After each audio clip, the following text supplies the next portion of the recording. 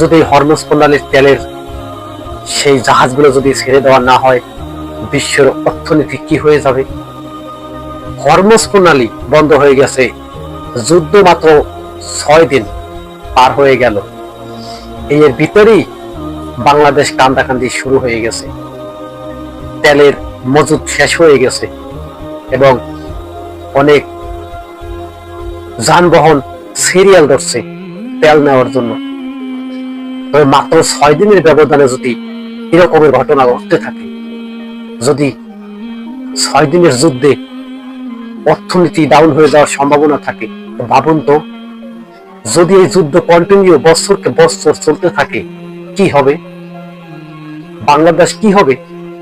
বাংলাদেশ তো দেউলিয়া হয়ে যেতে পারে যদি বছরকে বছর যদি এরকমের যুদ্ধ ইরান, আমেরিকা, ইসরায়েল চলতে থাকে। বিশ্বের অর্থনীতির ভিতরে একটা ধস নেমে যাবে। আজকে হরমুজ প্রণালী বন্ধ করে দিয়েছে ইরান। ইরানের তো কোনো দোষ নেই এখানে। ইরান কেন হরমুজ প্রণালী বন্ধ করছে?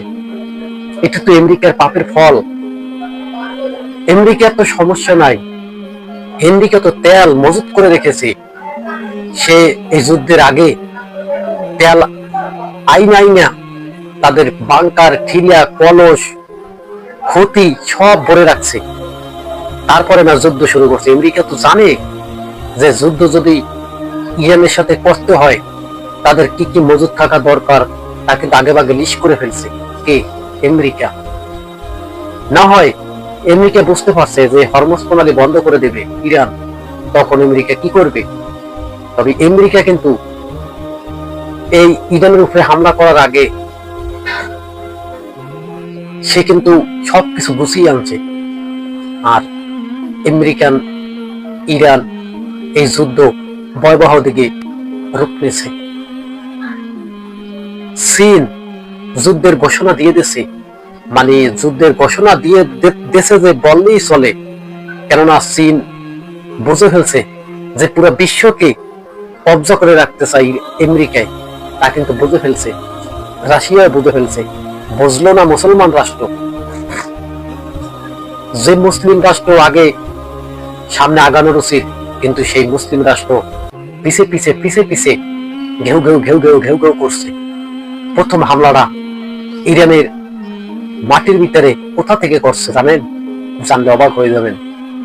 জেনে নেন, জেনে নেওয়া ভালো, ভবিষ্যতে কাজে লাগবে যে আপনার সাথে যুদ্ধ বাঁধলে আপনি কোন রাষ্ট্রের সাথে আপনি যোগ দিবেন। প্রথম হামলাটা চালাইছে সৌদি আরবের ঘাঁটি থেকে, ধরতে গেলে সৌদি আরবের ভূমি থেকে। আপনাদেরকে কি করে আর বুঝাবো সৌদি আরবের জমিন থেকে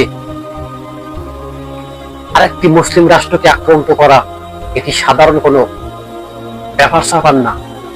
আজকে আমেরিকা পুরো বিশ্বকে নিয়ন্ত্রণ করছে এবং পুরো বিশ্বকে যুদ্ধের, তৃতীয় বিশ্বযুদ্ধের মুখোমুখি করে দিছে।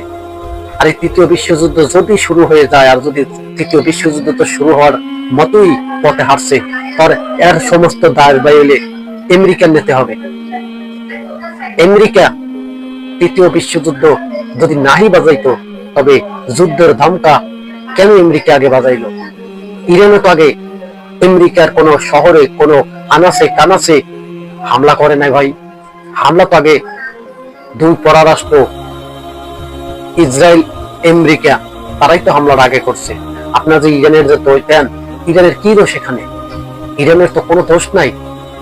ইরান তো বলে নাই যে আমরা আমেরিকার বিরুদ্ধে যুদ্ধ করব।